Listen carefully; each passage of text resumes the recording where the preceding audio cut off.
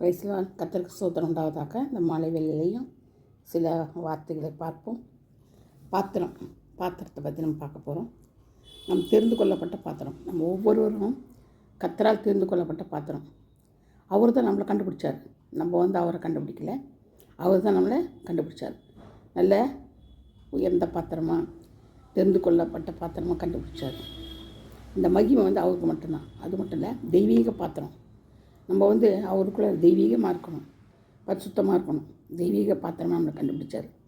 ஆனால் அந்த உலகத்தோட்டத்துக்கு முன்னமே தாயின் கர்ப்பத்தில் நம்மளை தெரிந்து கொள்ள மாட்டார். அதனால்தான் அவங்க பரிசுத்தமான பாத்திரம், பரிசுத்தமுள்ள பாத்திரம், தெய்வீக பாத்திரம், பரிசுத்தமுள்ள பாத்திரம். எப்படி நம்ம பரிசுத்தமாக ஜீவிக்கணும்? அவருக்குள்ளே கனி கொடுக்குள்ள நம்ம என்ன செய்யணும்? ஜீவிக்கணும். அவர் அடிச்சோட பின்பற்றி நடக்கணும். அதுதான் பரிசுத்தம். அவர் பரிசுத்தமாக இருக்கிறது போல் நாமும் பரிசுத்தமாக இருக்கணும். இருதயத்தில் பரிசுத்தம் வேணும், சிந்தையில் பரிசுத்தம் வேணும், நடக்கையில் பரிசுத்தம் வேணும், நினைவில் பரிசுத்தம் வேணும். நினைவு வேறு, சிந்தனை வேறு. சிந்தனை பாருங்கள், சிந்தனை எங்கேயோ பறக்கும். நினைவுன்றது ஒரு இடத்துல சுற்றி வரும்.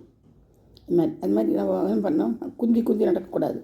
ஆண்டவருக்காக என்ன செய்யணும்? வேக வேகமாக கர்த்தருடைய பரிசுத்தத்துக்கு போகணும். பர்வதத்துக்கு போகணுன்னால பரிசுத்த பாத்திரமாக நம்ம தெரிந்து கொண்டதுன்னா போயினே இருக்கணும். அவர் பாதத்தை பின்பற்றி நம்ம நடந்துக்கிட்டே இருக்கணும். கண்மலையில் இருக்கிற மாதிரி நம்ம நினச்சிட்டு போகணும். கால்கள் என்ன செய்கிறார்? ரெண்டு கண்மலையில் உயர்த்துறாரு. அது மாதிரி. அது மட்டும் இல்லை, நினைவில் பரிசுத்தம். குன்றி நடக்கக்கூடாது. அது மட்டும் இல்லை, நம்ம ஊழியத்துக்கு போனது எப்படி? ஊழியத்தில் பரிசுத்தமாக இருக்கணும், நிலையாக இருக்கணும்னா நம்ம என்ன செய்யணும்? ஊழியத்தை கனம் பண்ணணும், ஊழியக்காரர்களை கனம் பண்ணணும், கட்டளைகளை நடக்கணும், அது மாதிரி நடக்கணும். அது மாதிரி. ரெண்டாவது, நமக்கு சுத்திகரிக்கப்பட்ட பாத்திரமாக நம்மளை மாற்றுறாரு. சுத்திகரிக்கப்பட்ட பாத்திரம்னா 2 தீமோத்தேயு 2:20-21 சொல்லப்பட்டிருக்குது. சங்கீதம் 23:5 கூட சொல்லப்பட்டிருக்குது. அது மட்டும் நிறைய காரியங்கள் இருக்குது. உபாகமும் 32:1-2 சொல்லப்பட்டிருக்குது.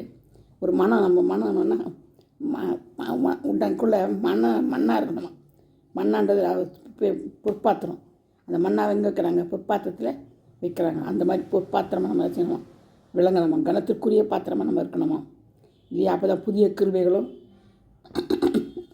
எல்லாம் நம்மளுக்கு கிடைக்கும். புதிய கிருபை, புதிய காரியங்கள், புதிய அபிஷேகங்கள் எல்லாம் கொள்ளப்பட்டிருக்கும்.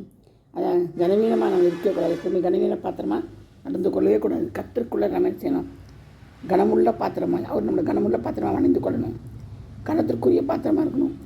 அது மட்டும் இல்லை, நிரம்பி வழியும் பாத்திரமாக இருக்கணும். நம்ம எப்போவுமே நிரம்பி வழியணும், பற்றாக்குறை இருக்கக்கூடாது. நிரம்பி வழியமாக இருக்கணும். நிரம்பி வழியில் பாத்திரமாக நம்ம இருக்கணும். எப்போவுமே சுத்தமாக இருக்கணும். உள்ளே என்ன செய்யணும்? சுத்திகரிக்கணும். நம்முடைய ஆவியாத்தமாக பரிசுத்தப்படணும், சுத்திகரிக்கணும். நம்ம பாத்திரம் என்ன செய்யணும்? போதும் சுத்தமாக இருக்கணும், சுத்திகரிச்சுட்டே இருக்கணும். எப்போ நம்ம என்ன செய்யணும்? கர்த்தருக்குள்ளே சுத்திகரிக்கப்படணும். இதெல்லாம் அந்த இருதயத்திலிருந்து பரிசுத்தம், சிந்தையில் பரிசுத்தம் தான் நமக்கு வருது. அதனால தான் நான் பாத்திரம் நம்மக்கிட்ட இருக்குதுன்னா, தெரிந்து கொள்ள பாத்திரம், பொற்பாத்திரம், கனத்திற்குரிய பாத்திரம், நிரம்பி வழிய பாத்திரம், பரிசுத்தம் உள்ள பாத்திரம். இதிலே தான் நமக்கு வருது. கனவீனம் உள்ள பாத்திரமெல்லாம் வரக்கூடாது, நமக்கு இருக்கக்கூடாது. ஸோ சுத்திகரிக்கப்பட்ட பாத்திரமாக தான் நம்ம இருக்கணும். அதுதான் நம்ம அந்த கர்த்தரை பண்ண செய்கிறாரு. இந்த பாத்திரங்களை நம்மளை என்ன செய்வார்? வணைந்து கொள்வார். எபேசியர் 1:3-4 கூட முதல்ல உலகத்தோட்டத்தில் எப்படி இருக்கணும்னு போட்டிருக்குது இல்லையா? அது மட்டும் 2 நாளாக 5:10 கூட இருக்குது. அதே மட்டும் உபாகமும் 32:1 இருக்குது. நான் சொன்னேன் இல்லையா? அந்த காரியங்களெல்லாம் மனசில் வச்சு கர்த்தருக்குரிய கர்த்தர் பரிசுத்தம் இப்போ நம்மளை பரிசுத்தப்படுத்தி அவருடைய பாதையில் நடந்து இத்தனை கனமுள்ள பாத்திரங்களாக நம்ம பொற்பாத்திரங்களாக இந்த மாதிரி பாத்திரம் நம்ம நடந்து கொள்ளணும். தெரிந்து கொள்ள பாத்திரமாக இருக்கணும். அதுதான் முக்கியம். அவர் நம்மளை தெரிந்து கொண்டார். அந்த பாத்திரமாக இருக்கணும் இல்லையா?